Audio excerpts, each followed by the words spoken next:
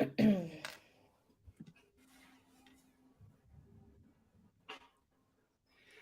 afternoon, everybody, and welcome back to the 6 Sessions. Over the past 2 years, the 6 Sessions have been my favorite part of the week, getting to speak candidly with some of the people I find most interesting and impressive in the growth scene.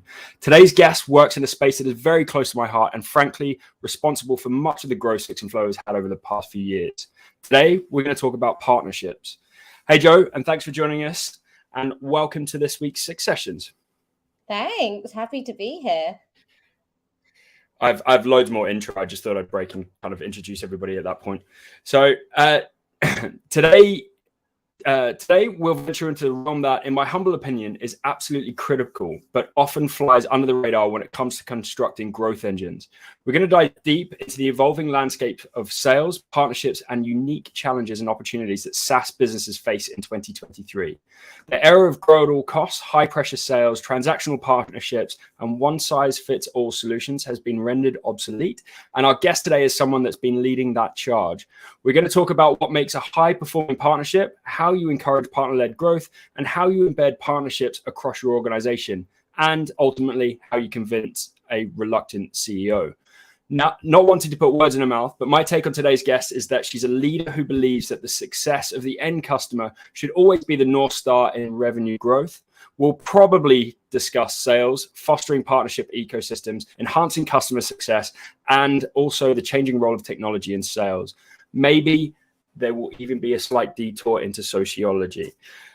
She is also someone who has worked agency side, which immediately makes her more of a rock star, or at least a sucker for punishment. And over the last 2 years, the 6 Sessions has given me the opportunity to chat with some amazing people in the growth space, and calling it early and most likely setting myself up for failure, I believe today's guest is going to be one of the most insightful. So don't let me down, Joe. These chats are designed to be short and sweet, but hopefully full of insight, and it's definitely unfiltered, which, as a reminder, is the fun bit. So if Joe puts a foot in it, it is not my fault. Joining us from London, it's my pleasure to introduce you to Joe Wright. Joe, welcome. Thank you, and no pressure. Yeah, that bit is always my. It's always my most. That's the bit I enjoy most, because at some point I'm going to say something nice enough that somebody's going to cry with emotion or die with embarrassment. But it's not happened either way yet. But one day we'll get there. So starting off, how's Q2 been for 6Sense? Because we're getting towards, well, we're end of Q2 now, almost one more week. How's it been going? Yeah, we're fiscal year, so we're halfway through actually, which I think is a little bit nicer at the moment. It's going okay, and I think that's a very positive statement, considering how the SaaS industry is being impacted and affected with the economic challenges at the moment. I think we're really lucky that we sell a product that helps sales and marketing teams increase revenue. So we're in the right space. But it's definitely, revenue teams' budgets are being cut. So still hard. We're probably, along with everyone, not where we want to be. Saying that, we launched our EMEA office only a year ago. We've grown it to 50 people, and we're still on this incredible quarter-on-quarter growth. We're finding our feet. We're getting to know everyone. We're a remote-first business, whereas in London we have an office. So we all actually get to know each other and collaborate together. So I think we're in a little bubble within 6Sense of things going incredibly well. Not to say we're not doing well as a business, but I think this is where it's going to start, towards the end of the quarter is where it always starts to get a little bit harder. And it's also why I don't work in a consulting role anymore. What is 6Sense and what's your role? So 6Sense is an ABM platform. So we essentially help sales and marketing teams uncover who is in the market for a solution like yours. And then we help you uncover that data and then also take action on that data. And my role is that I head up partnerships for the EMEA region, so across agencies, technology partners, cloud, etc. And okay, so why partnerships? Why would a SaaS business go after it as a channel? It's a good question. And I think what's really interesting is lots of SaaS businesses are canning it as a channel at the moment. there's a lot of redundancies across all areas within SaaS, but partnerships is definitely getting our fair chunk of it. And so I think that tells us lots of businesses don't believe in partnerships. I'm going to call bullshit on that one and say you've got it all completely wrong. Maybe we haven't done a very good job as an industry. But partnerships can drive revenue. Doesn't always, can drive revenue. I spoke to someone this morning, and 40% of their revenue comes through partners. My background, anywhere from sort of 25 to 40%, depending on the region, was coming through partners, and certainly that's what I want to build here at 6Sense. But when we talk about revenue, we often get into the attribution debate of, well, was that really sourced by a partner, and will marketing touch them there? And that they turned up to one of our events 3 years ago, so it's actually marketing source. And so we I think as an industry we struggle to justify our numbers. We also as an industry shy away from our numbers and don't want to be held accountable to a closed one number. So there's a lot to be said there, but ultimately partnerships drives revenue, fact. You just have to do it correctly. But then there's the other side of it, which is earlier on. If we think about all the challenges that businesses are having in acquiring customers, there's like a million different stats that you can pull out. So there's one from Forrester which says that 70% of decisions are made before you've actually spoken to the company that you're going to purchase. There's another one from Chili Piper, 2.7% of MQLs turn into qualified pipeline, not even revenue. That's a really terrible statistic for MQLs. HubSpot has a study which says 50% of people that 50% of the companies that you're selling into. So you've genuinely got human beings in your sales team selling into or prospecting into companies. They're not a right fit for your product. And there's a 6Sense stat, which 97% of visitors that come to your website are unknown. So even if they're coming to your shop window, you have no idea who they are. And so we've got a problem, right? Like, it's so hard to sell these days. And some people in the industry would say the answer is partnerships. I'm not quite as arrogant as that. So I don't think the answer is partnerships on its own. But I do think that we have a really good opportunity to use partners to get to all of those decision makers. And there's so many of them in a buying journey now. We closed a deal here last week in the enterprise space, and we had 40 different people at the client, at the customer, that we were engaged with during the buying cycle. So buying teams are growing, and partners is a really good way to get in front of those people. So to de-anonymize who those people are that are coming to our website, to get in front of them before they're making that decision. If 70% of a decision is made before they speak to us, for example, maybe they're speaking to our partners. And so I think it's an incredibly important function to invest in order to help that your entire go-to-market strategy. But it is by no means the number one and only strategy. So I'm immediately going to go off piste on the questions I sent through to you. But so what is so you're talking about like as an industry shying away from being pinned to a revenue target effectively. What are some of the KPIs that the industry should and possibly doesn't kind of pay attention to from a partner perspective? So I think we should be revenue focused. I think we should be focused on closed won revenue, and everything that we should do focuses on that. I was at a dinner with CROs and CMOs earlier in the week. We had our CRO and CMO over in town. So we were hosting a bunch of sales and marketing leaders, and we asked them to go around the table and introduce themselves, and then also tell us, like, how do you get along with your counterpart? Like, is it a good relationship or is it a terrible relationship? And it was really interesting, and it was hilarious listening to some people saying they absolutely love, I love my CMO. We're so well aligned. We're both targeted on closed won revenue, and that's what we work on together, versus some of the quite funny stories about the friction, which I'm sure we've all seen it, between sales and marketing teams, because they're working on different metrics and they're working on different numbers.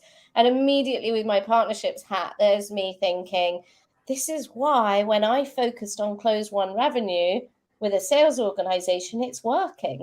It's so simple. Whereas partnerships teams who are looking at all of these soft, fluffy KPIs, and we're a really fluffy industry. But if we look at the number of partners you're bringing onto your program, or even influence revenue, I have some really fun debates with people about the power of influence revenue. My opinion is that a partnerships team should be influencing all deals through partners. Like 100% of deals should be influenced through partners. And that's just simply your job. So you shouldn't be paid a bonus for a commission on it. It's your job. Whereas a lot of people would argue completely differently on that, because we do know that when a partner influences a deal, all your sales KPIs go up. So we do know that.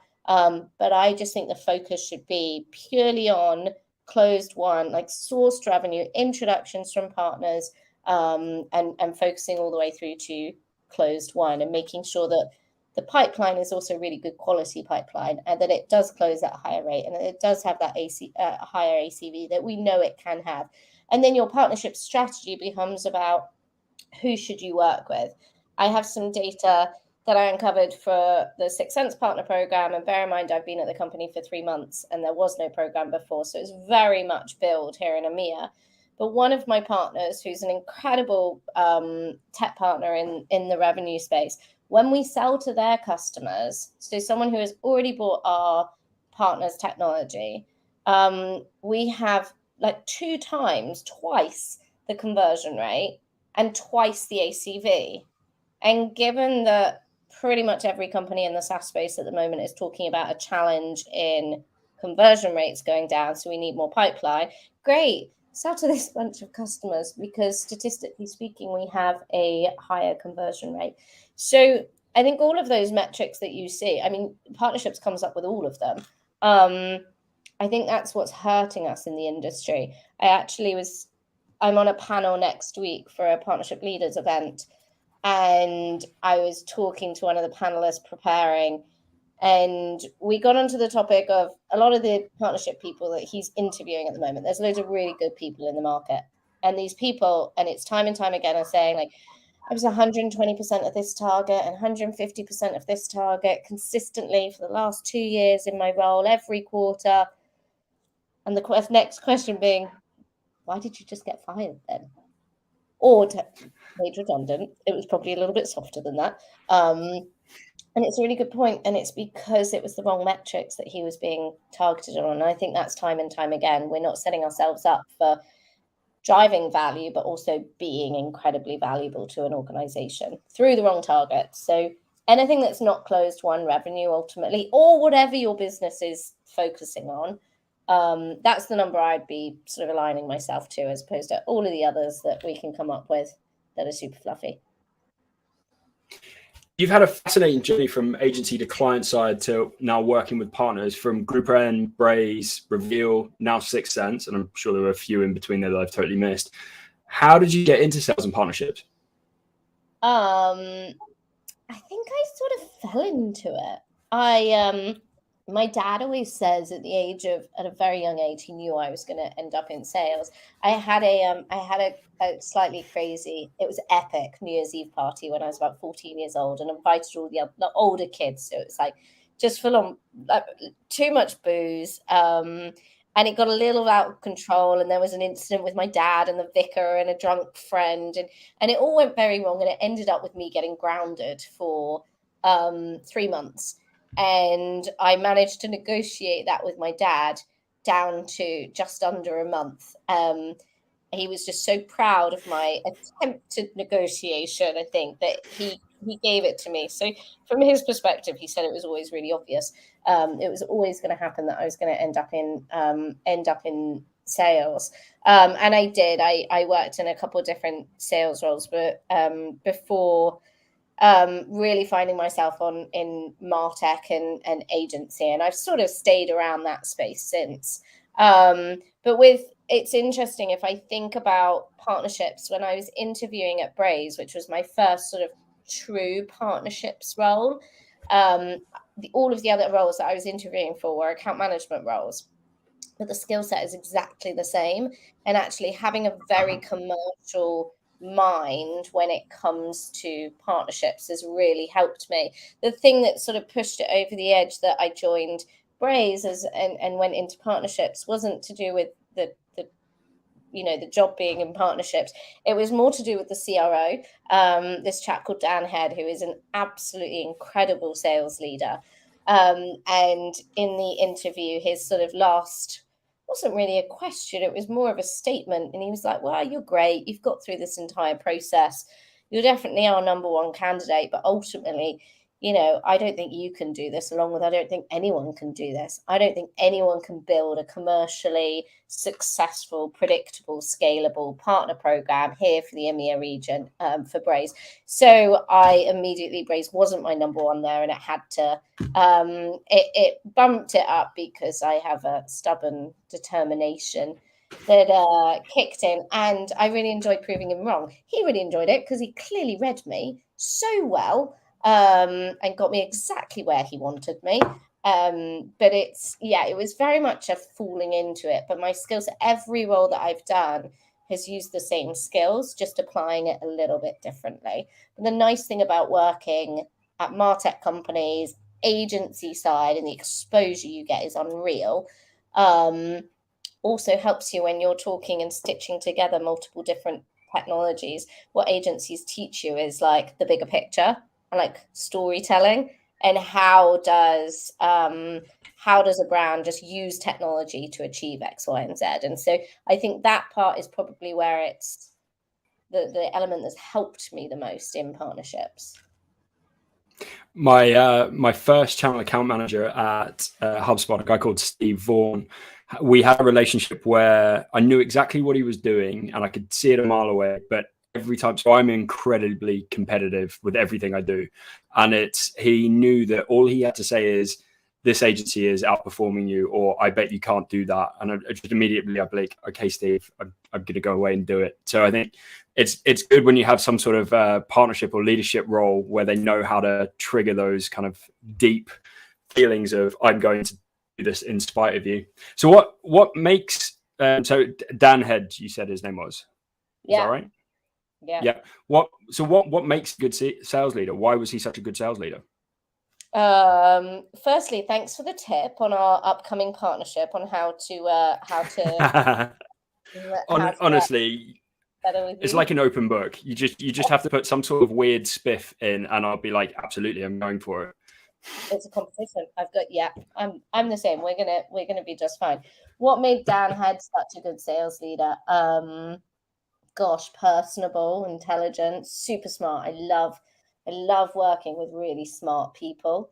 And I think, he's one of the smartest people I know. And he invested in his team. He really invested in his team. I was, one of, probably 400 or 500 people in his org, but I got time for him every single time I asked for it. And I think that's really important. But I don't know. Otherwise, I think I'd be a better sales leader if I had the secret sauce. I'd use it on myself before giving it to anyone else. So coming back to partnerships, what are some of the common challenges and opportunities you encounter when fostering partnerships? Opportunity is really easy. We can genuinely impact a business, and I think you have the opportunity for a lot of fun whilst you're doing it. We're a fun industry, I think. So the opportunity is ultimately from a business impact perspective, and then whatever area you want to look at, you can. I think the marketing opportunities are so much more interesting and exciting. And you can also get together experts, like more people and ideas when you're collaborating across multiple companies. So I think everything that you can do is stronger with partners. The challenges, there are so many. If we've got a few days, there are so many challenges. I talk a lot about the industry itself, and this isn't to like shit on partnerships and the people, but we're really new in doing this kind of partnerships. Like, yes, partnerships has been around forever. But the type of partnerships we're doing today, there isn't really a playbook. Like, there's a couple of books out there now, and there's definitely seems to be the trend of everyone wanting to write a book in partnerships now. So I'm sure we'll have a lot more in a few years' time. But there's not necessarily a playbook. I was talking to someone earlier around distribution partnerships, and again, it's for a panel next week, and my feedback to her was, we need to dial this straight back down, because I would guess that out of the 200 people in the room, most of them won't know what a distribution partnership is. And so there's this whole sort of, I think there's a real lack of knowledge and understanding, but not for the wrong reasons, because we're just growing it. So I think that creates a challenge. I'd also say the lack of exec buy-in. I wouldn't even bother trying. I don't think I'm that bad at partnerships, but I really wouldn't try. I wouldn't bother if I didn't have exec buy-in. I'd be like, that's a battle. I'm not gonna win it. I can't build a partner program without exec buy-in. So I'd say that's a challenge that I would just walk away from, and I don't walk away from much. Yeah, and at the moment, I'd say the biggest challenge is there's some really good people being let go from companies, and so they can't help that company grow, and that impacts partners. You know, I've had some partner managers let go from some of our tech partners, and that's going to really impact me and my program that I'm trying to build. So a lot of the change that's going on, but so many challenges, but I think fun and business impact outweighs all of them. I think one of the biggest, so obviously we're on the other end of the other side of the coin from a partnership perspective. I think one of the biggest challenges for us is when we go into a partnership, and we very rarely chase the commission. It's much more around kind of like the additional services, the co-marketing, kind of more exposure, like those kind of elements are more attractive. Where we struggle is when we enter into a partnership, and it's normally with, I would say, the kind of the newer or like slightly less mature partner programs, where they just want a transactional basis. They just want you to bring in leads through the door, and like they never work. Like we've never been able to make them work, because that's not typically the way that we work. We want the co-selling opportunities. We don't just want to throw opportunities over the fence. I couldn't agree more. They definitely, I've never seen them work either. And if you think, like, my last role was selling into partnerships teams, so I literally wish I kept a tally of the amount of different partnership leaders that I spoke with. And if none of them can make it work, and we can't make it work, it doesn't work. It's more like, for me, working with agencies is, how do you identify the agencies, the service providers who can really add value in the different categories that you need? So if I apply it to myself, we've got sort of revenue tech stack agencies who can really come in and help a company build out their tech stack from a marketing or from a sales perspective. Who are the best in class technologies that they can put in place, build out that strategy, that implementation, and potentially that ongoing campaign management as well. There's an element around agencies who are really good at the reporting and the RevOps side of things with what we do. So I look at it that what are the categories that I need to sort of plug gaps in? I maybe need to slice and dice that by all the different countries across EMEA, and then build a relationship with the agencies that I need within those spaces. And you only need one or two. And they also need to be at the right price point for the customers that you're selling into. You don't want an agency who's incredibly expensive and selling into the enterprise space if your sweet spot is SMB mid-market. Like, ain't gonna happen. And that's where you build that really positive partnership. Yes, you will bring us business, but also we should be thinking about it from a partnerships perspective. When a deal gets to stage 3, whatever the terminology is within your business, about halfway through, we should be thinking, great, who's the services provider that I'm bringing in here? Who's going to help this customer really get the most out of my product? Because yes, we have a CS team. Yes, we have certain services that we can do, but it's an agency and a third party that can help validate and take that customer on the journey through the sales cycle, but actually get our technology up and running faster to deliver results. And so there should, and that's what we're here to do as partnerships teams. We need to be building those matrices, building those relationships with with all the different agencies out there, and then educating our sales team, because they don't have a clue. And so we have to teach them. And we're also a very small team, right?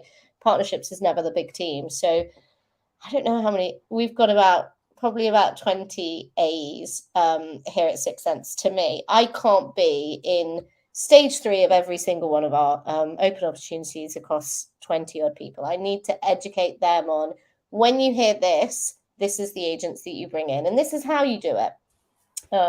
How you have that collaboration with the agency, and how you bring them in, and how you work with them through that sales cycle. And then it's the next step is building those relationships between the agency who is servicing and RCS team, or support team, or implementation team, whoever it may be, depending on the type of customer. So yeah, it's I think that's the way to do it. And that's where you get everyone being really happy. Some service providers will hate you because they didn't make the cut. They didn't make your little list.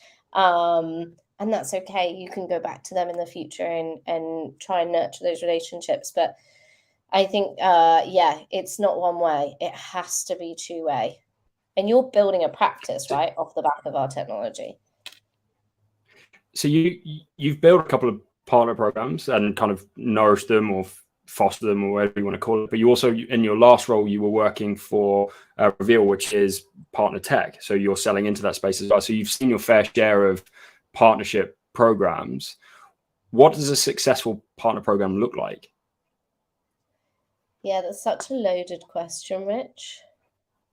It's like being in an interview, isn't it? And someone asks you that and you're like, oh gosh, I can literally, everyone in partnerships can talk a lot, as I'm sure you know.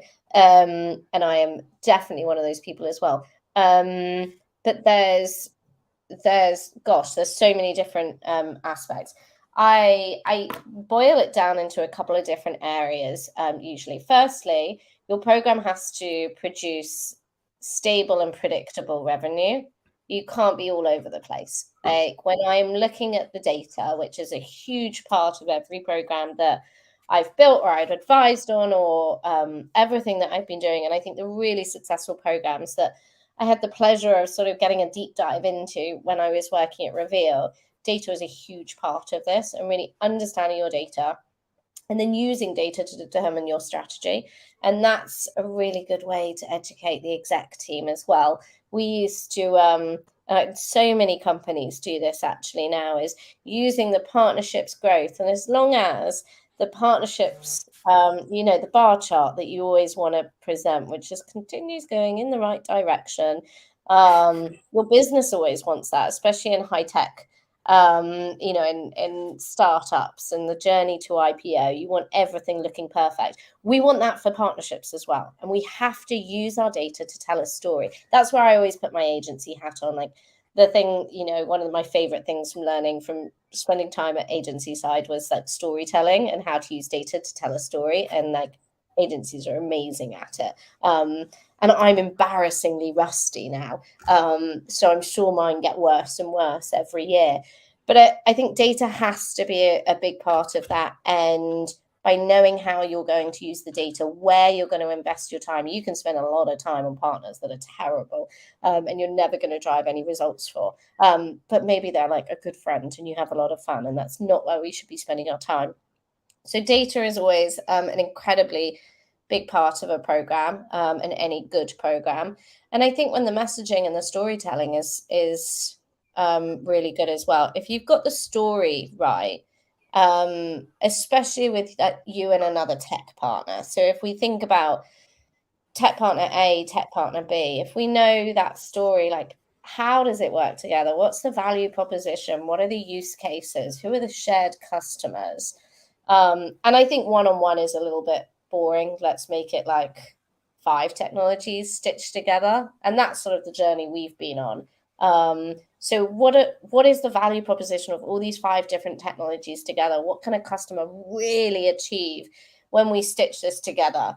And you use that story and you educate internally and externally. Your go-to-market is all centered around that messaging, but it's also exactly what you need to teach your sales team and your success team and your BDRs.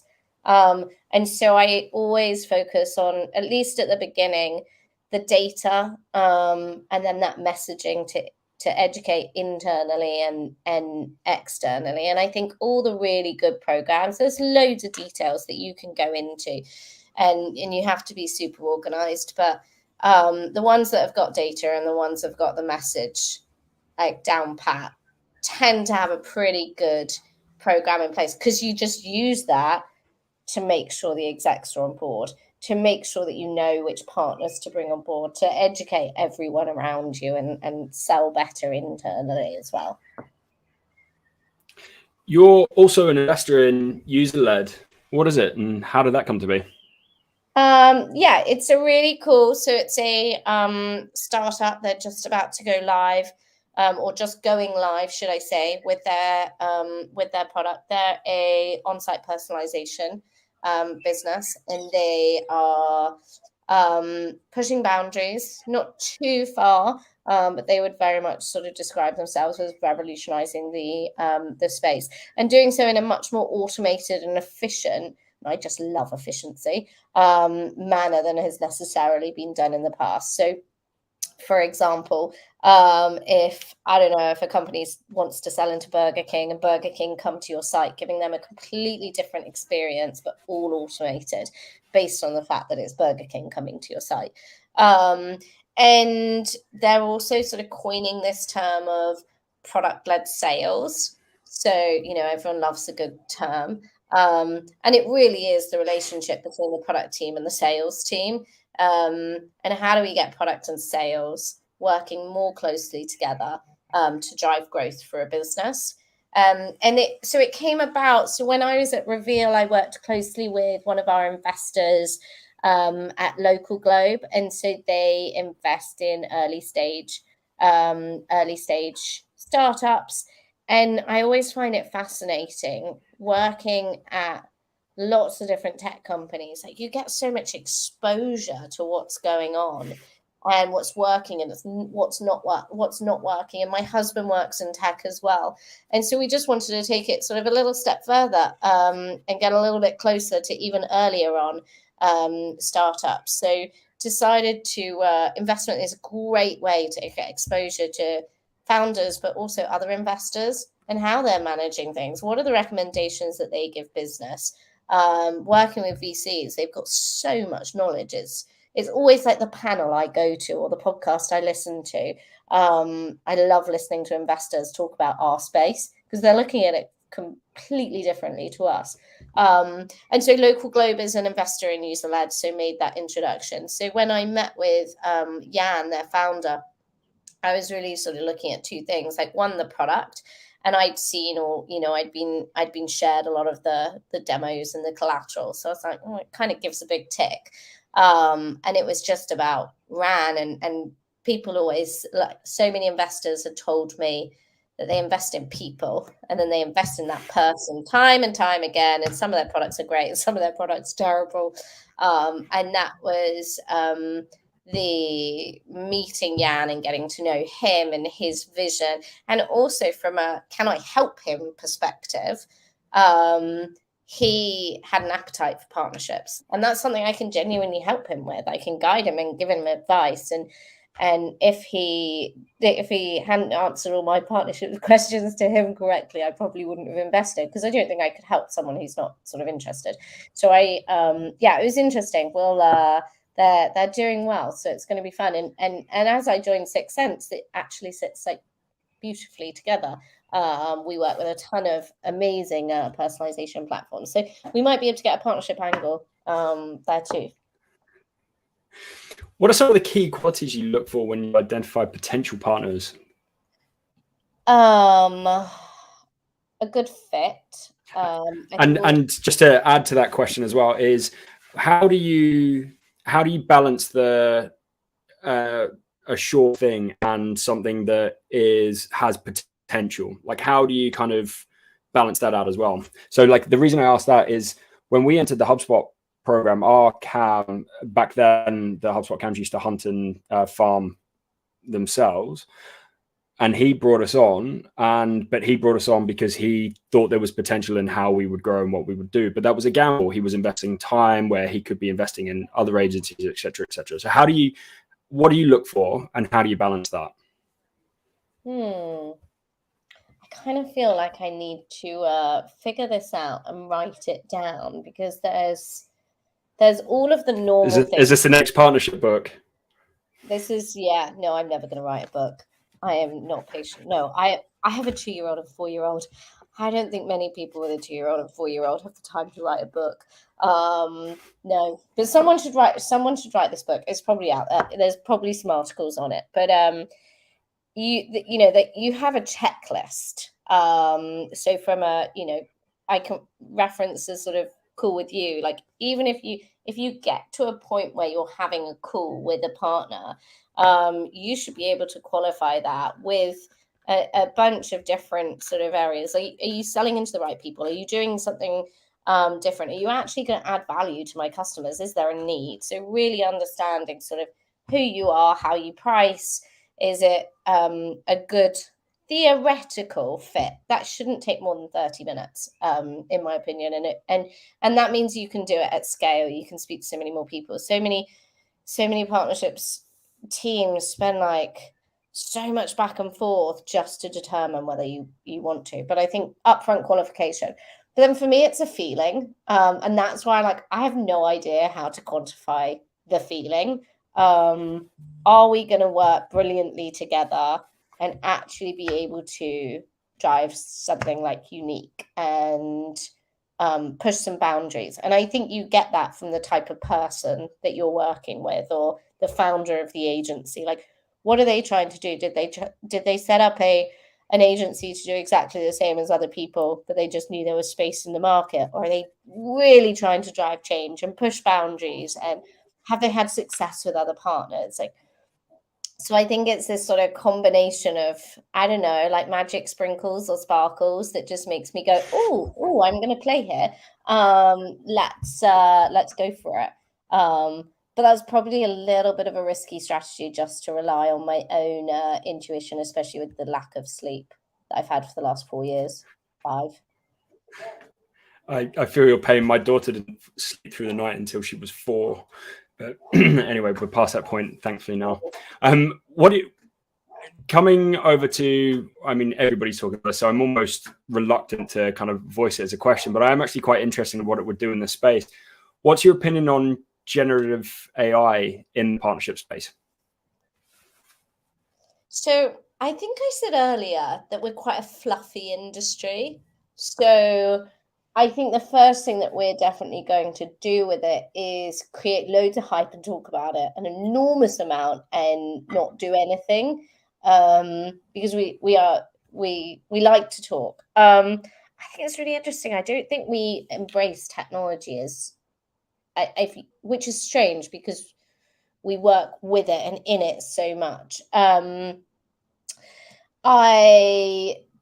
don't think we'll see that much. I think we'll have a lot of hype around it, but I don't think the partnership industry, and I'm so sorry to all the wonderful partnerships folk out there who are planning to do a lot, are going to really actually sort of, I don't know how much I'm allowed to swear, but hashtag get shit done. As much as you want. Okay, good. So I don't necessarily, I think we'll talk about it a lot. I don't think for the next sort of at least year or so, we're going to see impact. Where I do think it's really interesting is it's going to help just tech companies, right? So it's going to help tech companies, agencies really build so much new cool stuff. And that creates more opportunity for partnerships. You can obviously do some cool stuff. We're using some tech to test writing blog posts for us, but we still, and it is actually really quite good. It still needs a human eye, but it's we're getting so much more content out there. And so think of that from a co-marketing perspective with partners. There's a lot, but I don't think we're the industry that's going to be talked about as the ones that are pushing boundaries here. Or maybe now's the time that partnerships will come to the fore and nobody's expecting it. It's always the quiet ones. It is always the quiet ones. That could so happen. And then I'm going to be like, damn, I'm so embarrassing on that podcast. Like, oh, yes, that's what's going to happen. It's clearly not going to be me, though, is it? I feel a bit old and... What? We're on the home straight now, and then I'll let you go soon. But what's the most, over the last few years, what's the most significant shift you've observed in SaaS? So not necessarily just from a partnerships perspective, but what's the biggest shift you've seen in SaaS in general? Probably quite a sort of, I guess, a normal one. So when I joined, it's interesting, when I joined Braze, we were, it was quite a long time ago now. It was about 7 years ago. And it's, we were competing against the likes of Salesforce and Adobe, Oracle, and calling them like the old legacy platforms, quite rightly or wrongly. Salesforce, Adobe, Oracle, I'm so sorry. And so this whole concept of buy one technology, and they sell it in the same way, right, against sort of other platforms as well. The whole just concept of purchasing one technology for your marketing needs to 80 technologies for your marketing needs, which is it's a really boring answer. But I've been literally in the thick of that. So it's been really interesting watching that happen and watching all these tiny tech companies be adopted by huge global brands, and not even just in sort of test phases, really being implemented into everything they do. I think Burger King's a really good example, and they won at Cannes Lion quite a few years ago. It's probably like 4 or 5 years ago, and now stitching together, and Braze was one of the technologies that they stuck together to create their Whopper campaign, which was an awesome marketing campaign. But I think it's really boring as a shift, but that's the shift that I've very much been in. I need to get if you had the chance if you had the chance to build the perfect revenue organization, what would it look like, and what key areas would you focus on to build momentum? This was kind of what my remit was meant to be at Reveal, I feel. When I joined, we had a handful of people within the revenue organization, and my role was to build it and leave it. I think the biggest challenge that I had is slight imposter syndrome. I came from, I'd done sort of commercial roles, account management, and obviously partnerships, and we were selling into a partnerships persona, but I wasn't a new business sales leader. And so I think as I built it out, I built it in a very, what I would say is quite a normal, I pushed no boundaries. We had a BDR function. We had a new business AEs. We had quite an interesting role of what we call partner success managers, but not in the traditional sense of it. Essentially, people who are using our freemium product and helping them get all their partners on board, and get more out of the technology so that we could upsell them. And then a very traditional customer success team. Really interestingly, and my boss pulled me up on this in public in front of so many people one day, where he asked me the question. Well, he sort of said, you're 4 months in and you've built all of, like, you're hiring and you're building this function, and you come from partnerships and you're out of partnerships technology, and not once have you talked about hiring someone for the partnerships team. I was like, why don't we all do partnership shit? And it was so true, because, and it was really interesting, but we hired someone pretty much straight away, and I had been thinking about it. I just hadn't told him about it. But I would certainly, if I could do my time at Reveal again, of building out that team, and we built out a team to 30 people over the year that I was there, I would have done more partnerships earlier on up front, especially because of the type of technology we're, not just because I believe in the power of partnerships, like I absolutely do. But we were sitting on an enormous amount of partnerships data, and our technology could be pushed to limits to allow us to do great things with it. And I think that's one of my big regrets from that. I didn't get enough or didn't invest in the partnerships channel enough. And it's going to haunt me forever because everyone knows it. Well, they do now because you've just done it on a LinkedIn Live. What excites and scares you most about in SaaS growth right now? Robots, like anything AI actually really scares me, which is probably why I gave such a pathetic answer earlier. My husband was telling me about a robot that was used in a drone strike, or they were testing it, and the pilot of the drone tried to cancel abort mission, and so it turned around and killed him. Or tried to kill him in the simulation. Sorry, didn't really kill him, but tried to kill him in the simulation because it had been programmed to do a job at all costs. And so if someone comes in and tries to say abort mission, it's like, so, and it like this whole robot thing like really scares literally scares me so much. Have you seen about the ghost in the machine? So there's basically like with the AI, generative AI image creation, there was an Australian article. I'll send it over to you. But there's basically every time you plugged in that you wanted a certain image, it would be an image of this ghostly looking young girl would come up in the background, and it was getting like creepier and creepier and scarier and scarier. And so, yeah, it's that kind of stuff really starts to freak me out. But when they start to connect AI to 3D printers, that's the point I think we should all get off. I think that's when it becomes too real.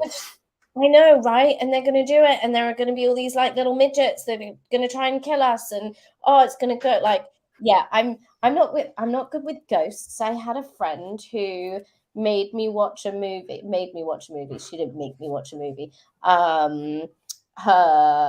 I told her mother this actually recently. She had no idea, but she was out, and the older siblings were meant to be watching, like looking after us, and we were, I don't know, like 11, 12 years old, and we watched this movie that is now banned in the UK and the US, and it was about a ventriloquist, and there were ghosts, and oh my goodness, it's like literally scarred me for life. I mean, we were like literally like 10 or 11, 12 years old watching a movie that now adults can't even watch because the scene is too scary. So yeah, you don't need to send me the ghost thing.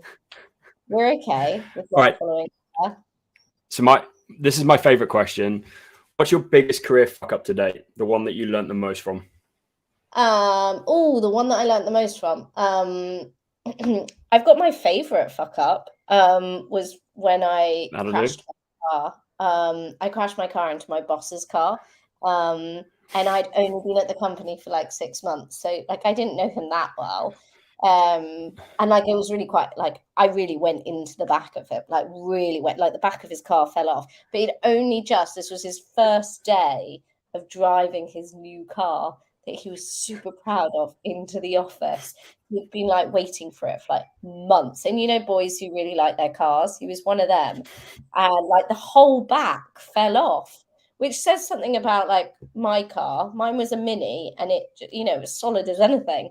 So that was like a really good, don't crash into your boss's car when you're quite new. I don't know how I got away with it really. But I think in terms of the one I probably learned the most from, it was probably my most recent role at Reveal and building out that team. And I question all the time of, did I prioritize the right things? And I don't think I did. Partnerships is a really good example of that. I got major imposter syndrome with being in a sales leader role. And I was like, I am not any of the incredible sales leaders that I have worked with at Braze, now get to work with at 6Sense, at other companies before. And so I think I didn't prioritize. I probably didn't invest in relationships with each of my team because I was so busy being overwhelmed by selling. And we did a great job. Like you look at the numbers, you look on paper, you look from the outside, and it was great. But I think in the moment, not necessarily a fuck up because things went really well. But for me on a personal level, it was a fuck up because it impacted me and my confidence and my enjoyment of of the role, and I learned an incredible amount. I was lucky to have an incredible management team around me, great partners, a great team. I once my non-compete is up, I'm going to start pinching loads of them. But I think I was lucky, but it probably just wasn't the role for me, and I think that's really important. When I was looking for my next role, one of the I know partnerships, so I've stepped back into something I've done before, so this is great, and a little bit more sort of time zone friendly with my young family, being EMEA focused as opposed to global. But one of the things I did is I researched the living daylights out of Elliot, my boss. I knew him a bit before, but people go to companies for people, right? Not necessarily. And I think, well, at least they stay at companies. And so I did loads of research. It'll probably freak him out if I tell him ever, or if he listens to this. I spoke to all of 6Sense's partners, not necessarily to find out about anything other than Elliot. I spoke to loads of people that had worked with him in the past in previous roles. I did so much research. Like, I knew we knew partnerships. Like, I knew that. And I knew we had a very similar mentality towards partnerships. How do you do it? How do you not do it? But what was he like as a person? How did he manage people? Does he build strong relationships? What's he going to do when I fuck up because I'm human and I'm going to do it all the time? It was amazing, the feedback that I heard, and certainly I've had a good experience over the last 3 months. So a few different things there. Don't crash your car. You mentioned it briefly there. You talked about having imposter syndrome. I'm only asking this because I had a similar conversation earlier in the week, but do you find imposter syndrome a driver or an immobilizer? Oh, it immobilized me. My confidence went, because it's interesting. Like, and I think everyone's a little bit different. And usually, because I am so competitive, it's almost like, from a productivity perspective, it totally mobilized me, and we did great. Everything on paper was great, but from a mental health perspective and me and my confidence, it didn't crush me. It wasn't work, right? But that part impacted me. That's where it sort of, it got me of like, what am I doing? What am I doing? So it was interesting. It was like, I guess, a divide for me. It's a really interesting question, because I think my answer to that. So I think every agency owner has imposter syndrome throughout their career, and I think for me, I would say on the balance, it's more of a driver, as in, like you're talking about there, I feel like I have to work twice as hard to get half as far as like my peers, effectively, because I'm not that good. But I also there isn't a big bit where you go, fucking hell, I'm not good enough to do this. There is too much going on here. But I think on the balance of it, I think it's more of a driver for me. But it was an interesting conversation I had during the week as well. Yeah. So it's interesting that's one of the biggest reasons why I left the company. It wasn't that I didn't like the team or the product. I didn't want to be in that sort of real sales role. Because of how it made me feel. Even though I was doing quite well at it. But it's actually, which is super helpful, coming back into partnerships, having had that time in sales, just gives me more experience, really. So honestly, Joe, I think we could have done another hour. I've skipped over loads of the questions because I was enjoying just chatting to you. But last question, who would you recommend that I reach out to and try and interview next? I've got so many people, but I think you need quite funny people. There's a great chap called Ty, who is VP of partnerships over at Deal.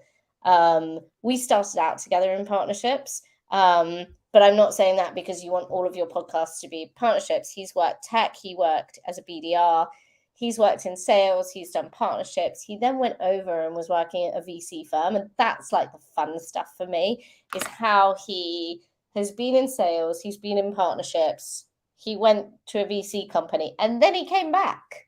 And he's really funny.